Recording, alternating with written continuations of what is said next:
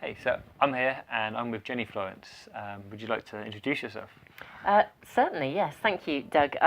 I'm Jenny Florence. I have an online library called The A to Z of Emotional Health. I'm a writer and a speaker. I have several books out as well. Basically, I write and speak about emotions and emotional health and how to improve our lives through understanding our emotions better. So I hope that's a really good reasonable answer. It's better than the introduction I could have given you. So yeah, thank you very much for giving up your time. So yeah, I mean, when we first met, and we were talking about. You saw a speech that I did about veganism, didn't you? I did indeed, yes. And then I think we chatted afterwards, and you kind of said that it had kind of not changed your life, but it opened up a couple of questions, and it kind of made you think about a couple of issues. Yeah. What were those questions that came to mind? My first point of call to you would be to say, actually, it did actually make a difference in my life. So I kind of want to give you that feedback, actually. Okay. The reason I think it had such an impact is because it got me thinking. And I love things that make me think. Yeah. That kind of stretch my mind and take me into a slightly different frame of reference or help me to look at something from a different perspective. And I mean, I suppose in many ways, much of what I do in my own work and in my own life generally is to try and do that. I try to change horizons a little bit through changing perspectives. And that's what your talk did for me. So I've seen lots of stuff to do with veganism, and I understand in principle and get a lot of what's said about it, but I think your talk opened it up to me from an entirely different perspective. Okay, so what was the different perspective? What was your perspective before, I suppose? What was your my perspective before was a bit stereotypical. So I'm not adverse in any way to veganism. And I have friends who are vegans. I have friends who are vegetarians. So there's that differentiation. Yeah. And I'm quite conscious of what I eat and how I eat because I'm quite challenged by farming methods that I consider to be a million miles away from what constitutes being a decent human being sometimes, and that causes me, kind of, I guess, an emotional difficulty. I live with a conscience. I believe that humanity and the world at large would be better if we lived with a greater awareness that, comes from having a conscience, comes from being mindful of what we do and that there's consequences of all of our actions. So your talk, I think, heightened certain things. So in terms of veganism, I think it made me think about our relationship to animals in terms of, literally in terms of relationships. So you didn't present a talk that kind of was, I'd say, in my face and demanded maybe that I change. I think you invited a different perspective. And the piece of film that you showed was very much about recognizing that all animals have emotions, so it's very relevant to the things that I feel very passionately about. That animals build relationships and that those relationships are as important to them as our relationships are with one another. Yeah. And I am, I guess, again, going back to my own work, I'm constantly really saddened by the way that people are often unaware that of the way that their actions impact relationally on others. People hurt one another. Yeah. And I think your talk highlighted for me that we do the same to animals. We damage their relationships with one another as much as anything else. So you came at veganism from a very different perspective. Okay. And that got me thinking. Yeah. Which I like, as I said. And as I began to think, well, how can we really create change? Because I do believe when we identify a problem, it offers us an opportunity to look at solutions. I began to also think, if we all become vegans overnight, is that sustainable for humanity? What happens to the animals that are currently in existence, because a farmer couldn't just continue to feed them. At the same time, I really have very strong feelings about farming practice, so it just opened up a wealth of conversation. That's really good. So Yeah. I mean, it was That's what it was meant to do. I guess it was meant to just kind of open up, maybe plant a seed, I guess, so to speak, Yeah. so that you go away and start to think about it. So I'm really glad that you planted did. lots of seeds. Cool, that's good, yeah. So I think it made me become even more. I think I am conscious of what I eat, but I became more conscious because I think we lapse really, really easily. Yeah. So for example, I would normally buy organic milk from a local farm where I know farming practice is really good. Farming practice is really upheld. It's very easy not to do that sometimes, not to go the extra mile to get that. Yeah. That would now make me. I mean, wholeheartedly, I would go without rather than do that. Okay. So that but that's not being vegans, because that's still buying into the dairy industry.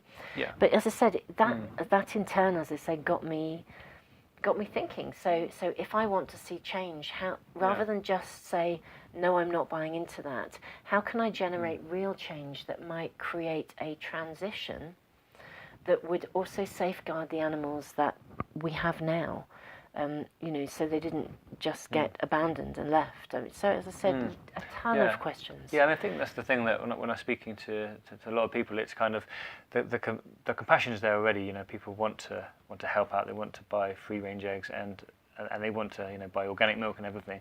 And it's no one wants to harm the animals, do they? They're all very compassionate.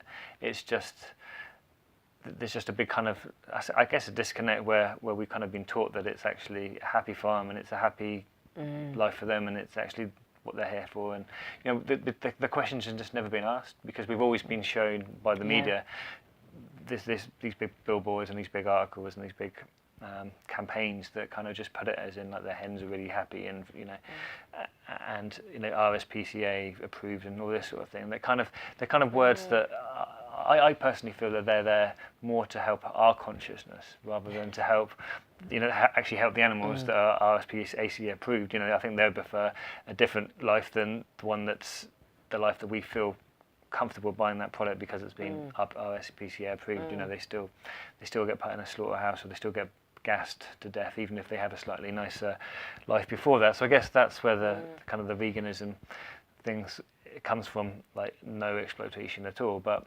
so what's changed then in your life since then? What other questions have you asked yourself, or is there anything you looked into and kind of? Well, the line of thought it really got me thinking about. When I was younger, I was very passionate about, and still actually am, I think about, I got very into native Indian culture and read a lot and lived quite an alternative lifestyle for quite a long time.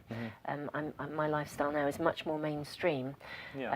Curiously enough, for very good reasons, I actually felt I made a very conscious choice to leave a more alternative lifestyle, because I felt I was meeting people who were, in one way, were living in a way that would be more attuned to what they wanted to do. But I also felt somehow, sometimes, there's something for me about you've got to be in it to win it. I have a friend who works in a particular industry. She feels quite strongly about that industry, but she's made a choice to be in it to try and make a difference rather than to oppose it from outside. So I have a great deal of admiration for her, and so there's something for me about wanting to work out how can I create change in a mainstream world. I'm not sure I create it just by removing myself from it, if that makes sense. So going back to my kind of reading about indigenous peoples who I feel lived in a way that was very attuned with life, much more balanced and in tune with life. They lived through fundamentally through respect. So I guess that's really an avenue of thinking that I think has been sitting with me significantly since hearing your talk.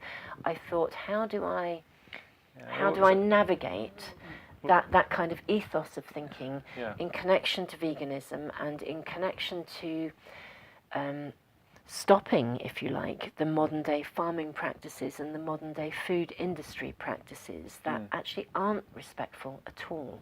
Yeah.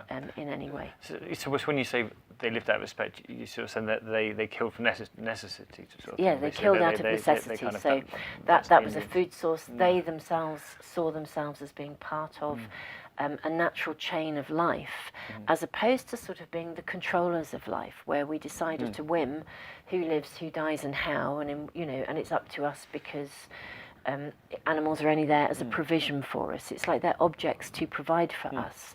Whereas I think my understanding of the ethos of more indigenous peoples is they see themselves as part of the chain of life, not as the infinite best of, not at the top of the chain, but as part of a circle, really, rather than being at the top, being with the right to dictate. Replant a tree, you need to kind of keep things going.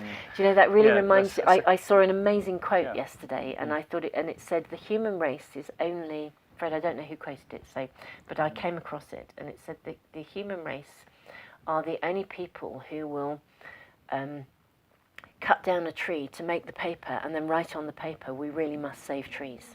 Yeah, that's good. And I thought it just, for me, that summed up something of exactly the kind of avenues of thinking that I'm thinking about, that we're not in tune with what we're doing and the relevance of what we're doing. We've missed the point, haven't we? Because we're, like you say, we use up a lot of resources to do things. Again, it's just to kind of make us declare that we don't believe in something, but we're still using the resources to do that. Still do it, but at the same time, yes, and as you said, there's a disconnect, isn't there? Which is what you were saying earlier. There's a complete disconnect between the reality of our actions, and a lot of what we do is about allaying our conscience rather than walking our talk.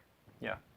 And so, as I said, I that's the kind of thinking that your talk has produced in me, has opened up in me, and actually I'm grateful for it, because I think I genuinely believe that change does start with us. Yeah. And if we are to create any kind of change in the world, it doesn't start with telling someone else what to do. It starts with right here, right now, what can I do? And it's like, I notice it with people who maybe aren't necessarily very kind about other people or other things, and yet they will, declare that kindness is really important, and they might tell their children they shouldn't bully people, but they actually step up and then create gossip and rumour that hurts other people. So for me, the issues in life are, how do we bring that into the reality of the immediacy of our own lives? How do we create real change through our own actions?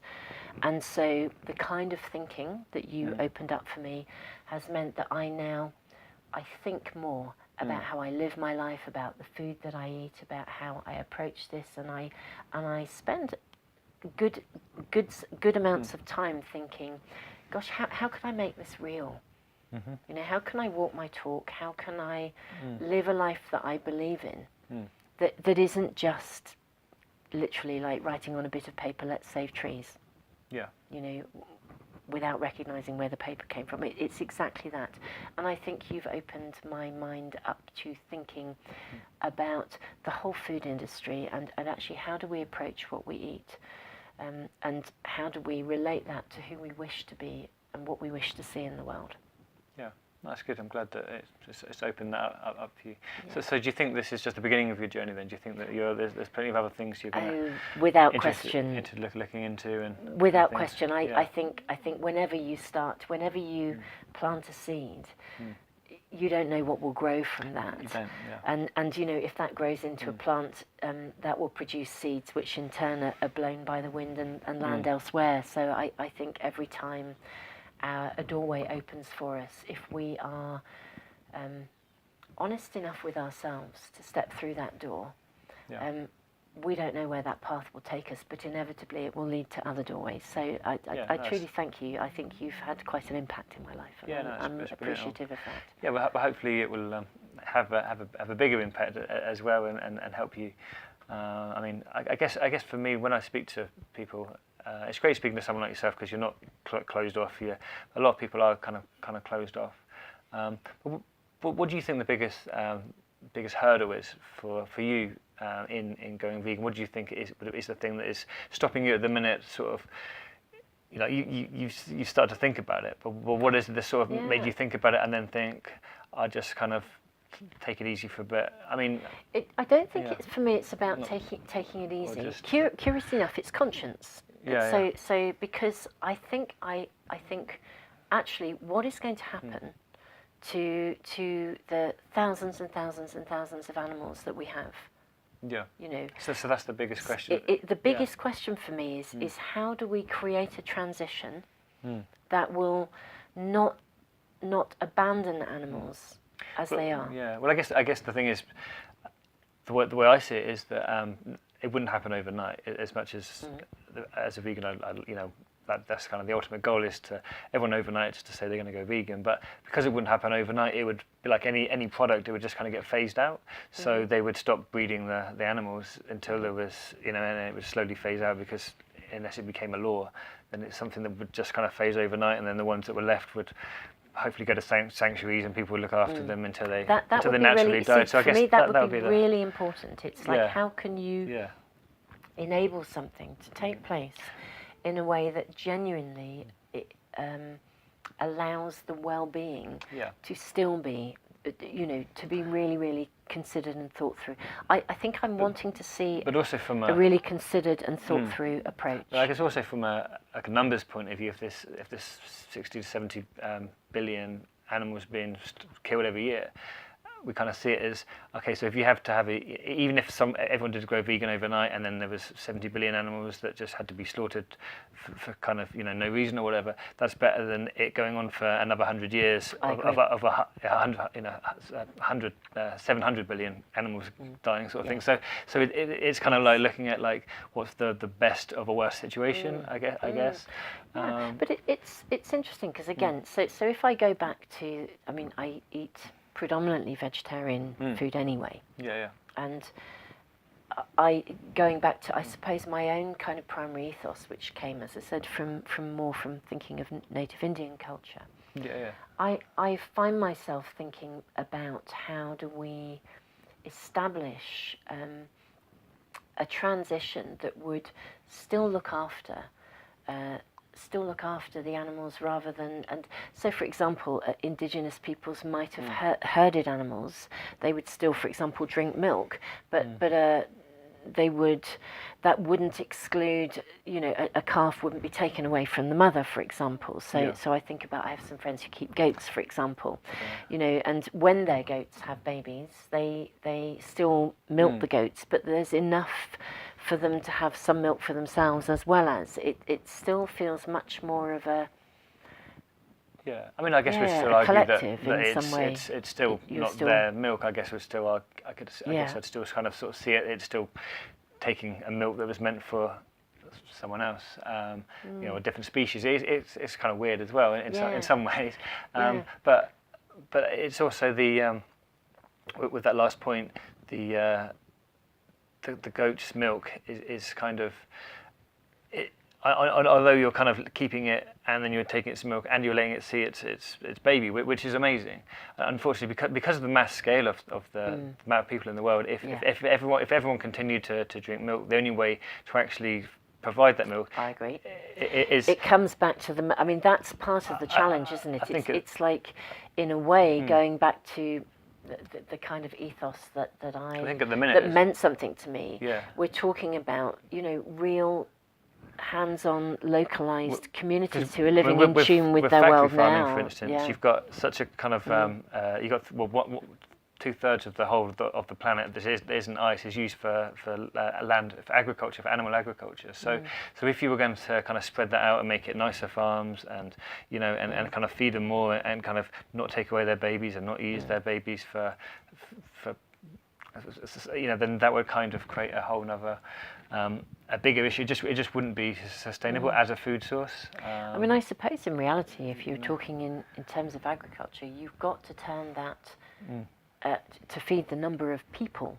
I mean, you know, I think it's 6.7 billion people on the planet, and I mean that opens another avenue of conversation, which is to do with actually how do we, you know, consider our own population, and that's really in many ways another conversation. But I wonder, you know, somehow in terms of generating food sources, we have to then think about agriculture Well, I mean, differently. if you think about how much food goes to feed the animals, you've got enough to feed the 10 times the population, yeah. and that's all going to the animals, and then it's like 640 pounds of water create 1 pound of meat, sort of thing. So it's the resources are being totally overused, and not only that, they're coming from the meat. The cows are being bred in countries such as Brazil and the rainforest and stuff, where you've got some of the poorest starving people in the world, and they're starving, and yet all this crops are being grown and it's fed to the meat, and then that's being shipped over to the West, to America and things.